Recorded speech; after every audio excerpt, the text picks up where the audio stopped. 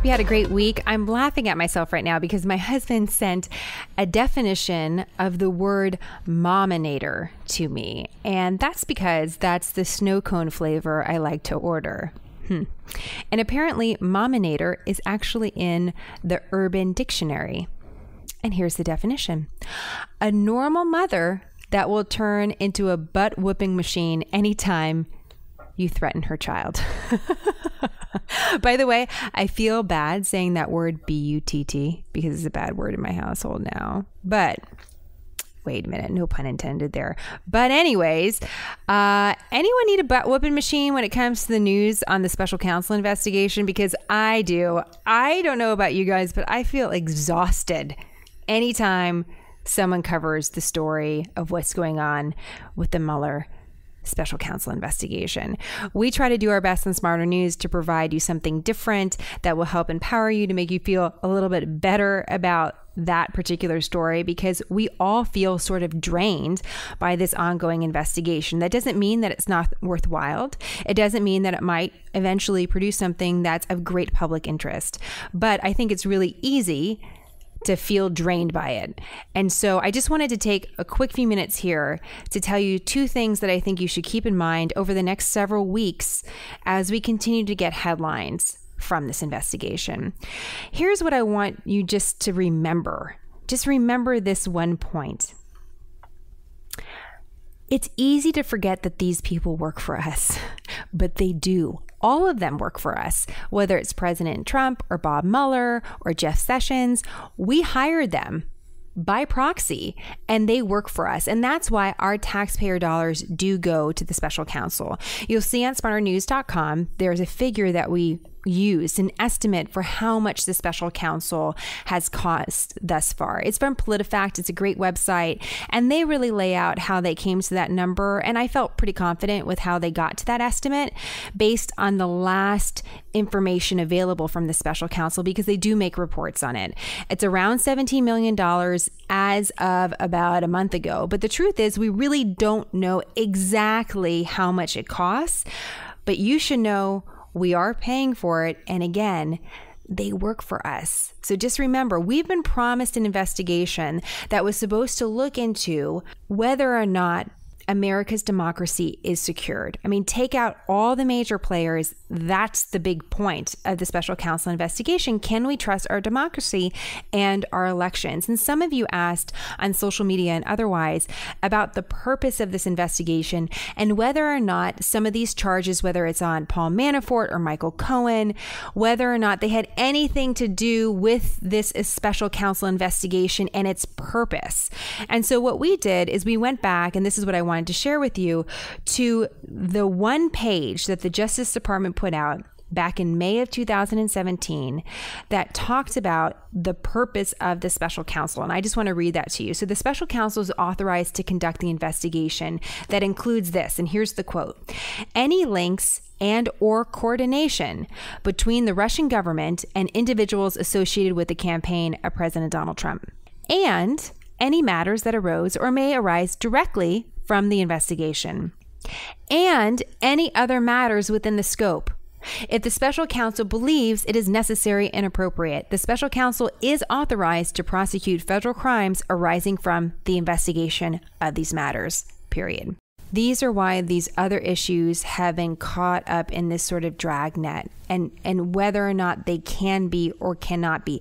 This is what you should know. They can be. Anything that the special counsel stumbles upon, anything, it has nothing to do with Russia or the president. If they stumble upon something they think is worthwhile, they can investigate it and they can bring charges. And that's the way the special counsel was originally set up. So I just want you to know that, because there's a lot of debate about all of this and it's interesting, but you should just be equipped with those two pieces of information. You're the boss and we're promised something. We're going to see if it's going to be delivered, and it's costing us money. And some previous investigations, according to PolitiFact, at the end were in the $40 to $50 million range when we look at big government investigations. So just keep that in mind. In the meantime, I just wanted to take this opportunity to talk about something I've heard nothing about that I think is a really huge story and has nothing to do with Russia and a lot to do with immigration and a conversation I had recently about what's happening in Central America. Of course, immigration was in the news this week because of the arrest of an illegal immigrant in the case of the kidnapped and murdered college student Molly Tibbetts. I'm going to take this conversation in an entirely different direction, but I'm going to use that for just a moment because when we talk about illegal immigration and illegal border crossings, we're talking mainly about people from Mexico and Guatemala and Honduras and El Salvador. You know, we're not talking about Panama, but we often don't get too specifics in our conversation. So when we talk about illegal immigration, we don't really get into the specifics as to why people are coming to America. We know it might have something to do with jobs and something to do with violence and something to do with gangs and something to do with drugs, but we don't really get more specific than that. We also seem to know that there's some danger in some of these countries, that families are trying to leave.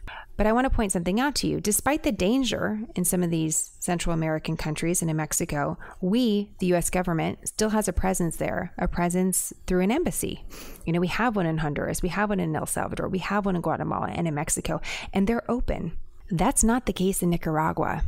On July 6, 2018, the U.S. government ordered the departure of non-emergency U.S. government personnel. That's what the State Department posted. And let's be clear, when you order the departure of non-emergency U.S. government personnel, you're ordering an evacuation.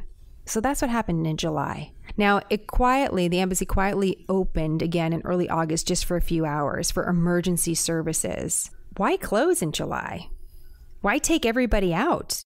We had a team of people, the State Department did in Nicaragua, and they're gone. So why? And so I'm reading this directly from the U.S. State Department website and in a special travel warning for Americans who want to go to Nicaragua.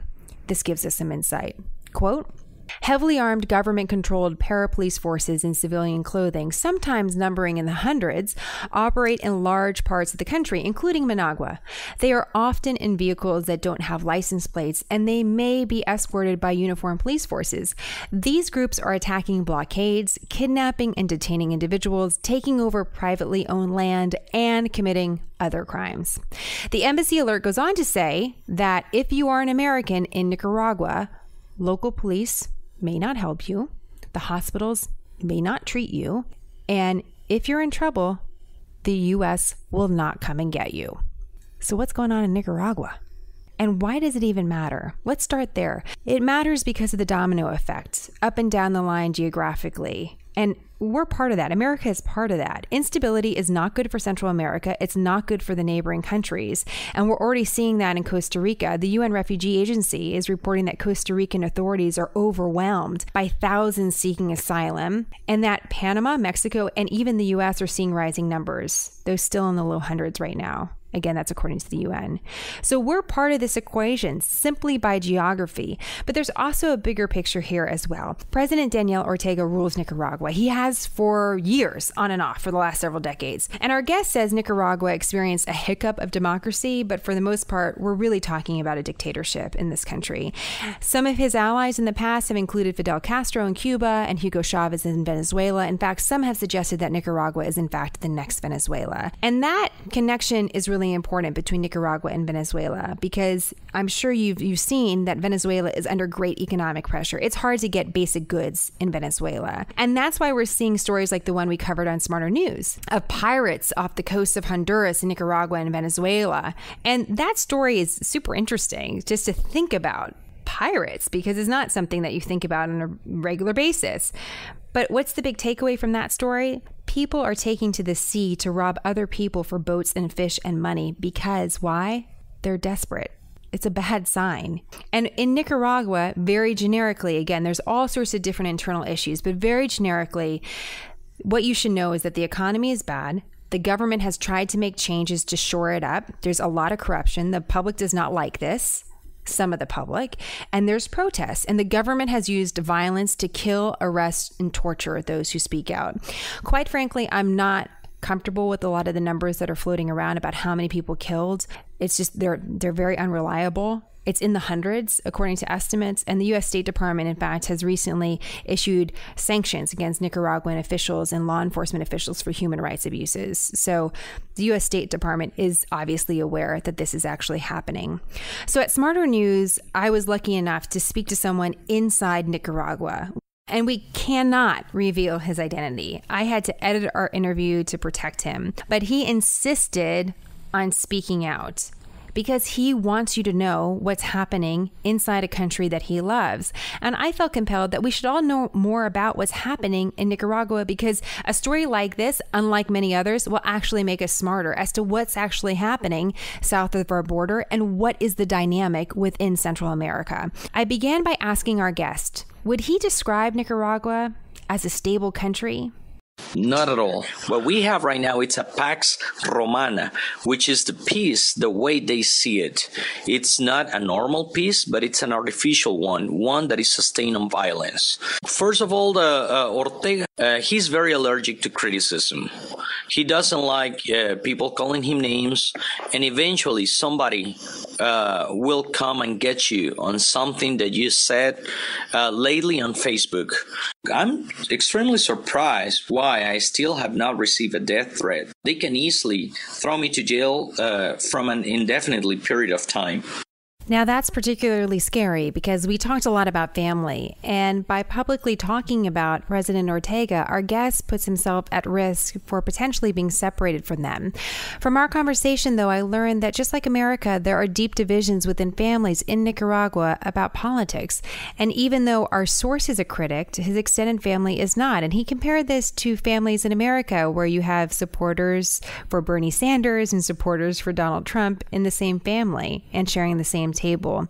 The idea of being connected came up a lot in our conversation. Nicaragua is connected to other countries in Central America, and we're connected to Nicaragua as well because America over the years, for better or for worse, has become involved in political affairs in Nicaragua.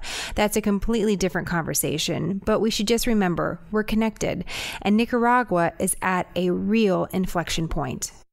My greatest fear for my country is to become a failed state. In 2021, we will celebrate 200 years of independence, where Mexico and Central America, the tiny states that were back in 1821, decided to become independent first from Spain and then from Mexico. 200 years after that, I see Guatemala, Honduras, El Salvador, deep in violence. I'm afraid that this vacuum, the vacuum that Ortega will leave, it's going to consume us. That's what I'm afraid. I think that over and over, history has told us Nicaraguans that dictatorships do not work. Our source says fear of what could come is one of the reasons why many are loyal to President Ortega.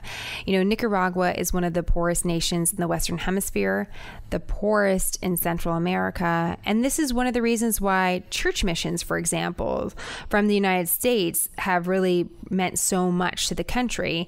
And now some of that work is completely impossible to do. So what is it like living inside Nicaragua? Our economy is on free fall right now. Tourism is, there are no tourists in Nicaragua.